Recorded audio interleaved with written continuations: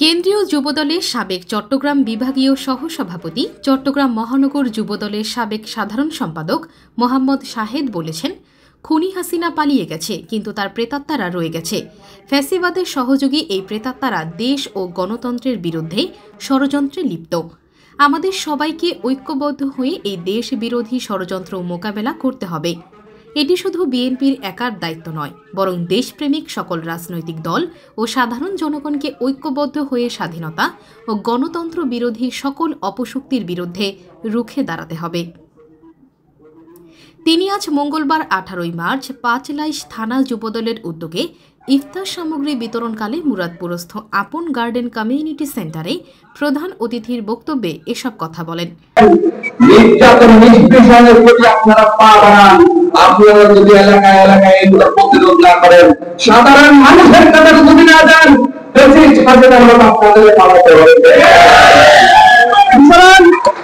একটা বিষয় ক্লিয়ার, মানুষের অন্তরে ঢুকবেন।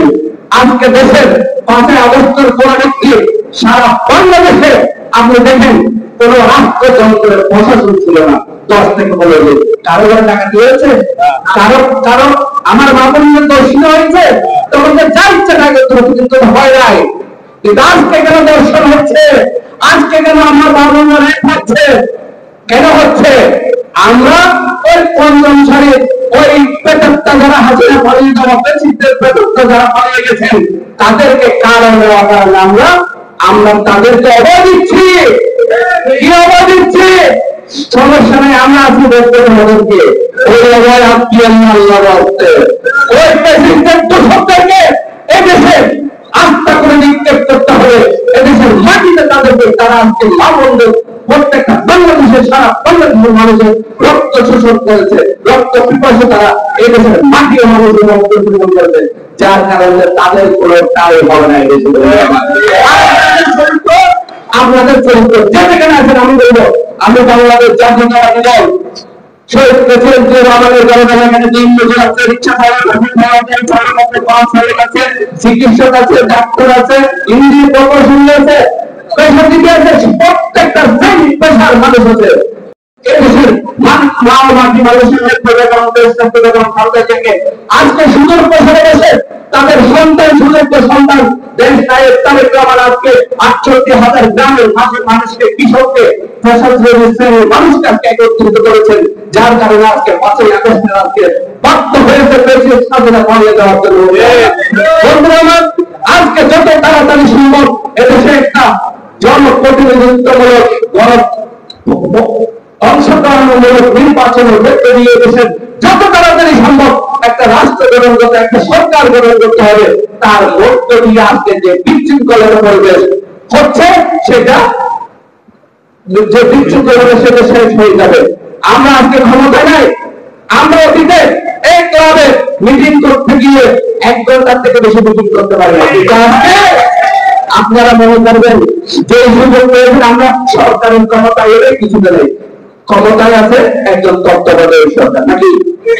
ওই তত্ত্বাবধায়ক যদি আবার বিপদে যায়, এই তত্ত্বাবধায়ক সরকার যদি এই রাষ্ট্রকে যদি কোনো রকমে ব্যর্থ হয়, তাহলে আপনার আমার কপালে অনেক খারাপ কিছু আছে। সেটাকে রাখবেন, অতীতের থেকে আরো বেশি খারাপ হবে, যেটার মাসুল হয়তো শেষ করতে পারবেন না, শেষ করতে পারবেন না। সুতরাং এই সরকারকে ব্যর্থ হতে দেওয়া যাবে না।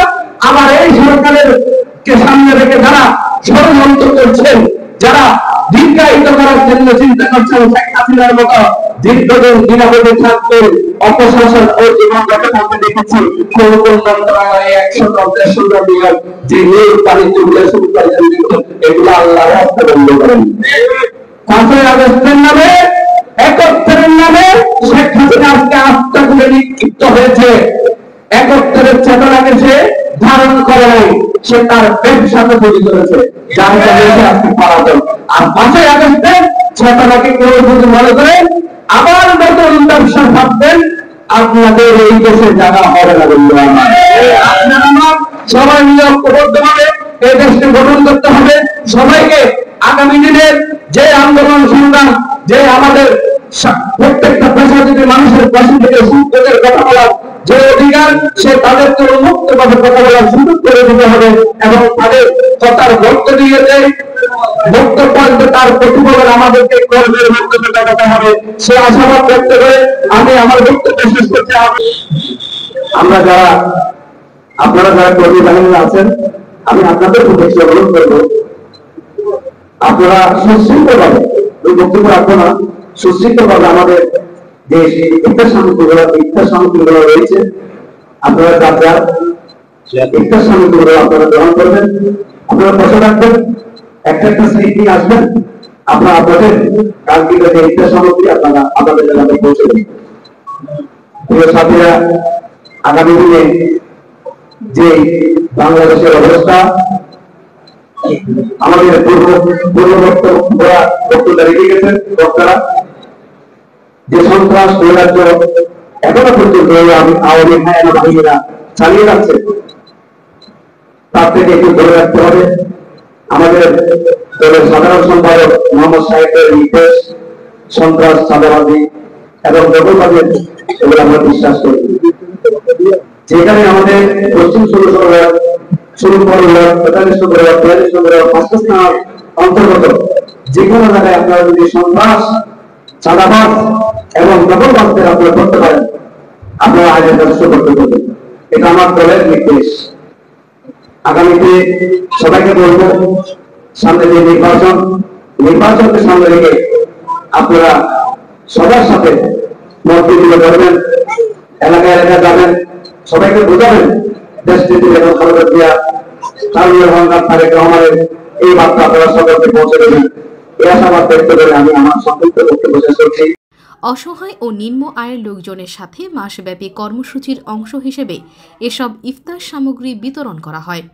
পাঁচলাইশ থানা যুবদলের সাবেক আহ্বায়ক মোহাম্মদ আলী সাকির সভাপতিত্বে আয়োজিত উক্ত অনুষ্ঠানে আরও উপস্থিত ছিলেন চট্টগ্রাম মহানগর যুবদলের সাবেক যুগ্ম সম্পাদক সেলিম উদ্দিন রাসেল, রাজন খান, ওমর ফারুক, প্রচার সম্পাদক জিল্লুর রহমান জুয়েল, ধর্ম বিষয়ক সম্পাদক মহিউদ্দিন মুকুল, সহ দপ্তর সম্পাদক মোহাম্মদ শাহেদ, জহিরুল ইসলাম জহির, সহ সাহিত্য বিষয়ক সম্পাদক হামিদুল হক চৌধুরী, সহ ধর্ম বিষয়ক সম্পাদক হাফেজ কামাল উদ্দিন, দক্ষিণ জেলা যুবদলের সাবেক সহ সাংগঠনিক সম্পাদক মোহাম্মদ আলমগীর হোসেন, সদস্য প্রফেসর সাইদুল হক শিকদার, পাঁচলাইশ থানা যুবদলের সাবেক যুগ্ম আহ্বায়ক রিদওয়ান হোসেন জনি, শাহিদুল ইসলাম মাসুম, এনামুল হক চৌধুরী কামাল, শহীদুল ইসলাম কুট্টি, মিল্লাত হোসেন, হুমায়ুন আহমেদ সহ আরও নেতৃবৃন্দরা। ডেস্ক রিপোর্ট, নগর নিউজ, বিডি, চট্টগ্রাম।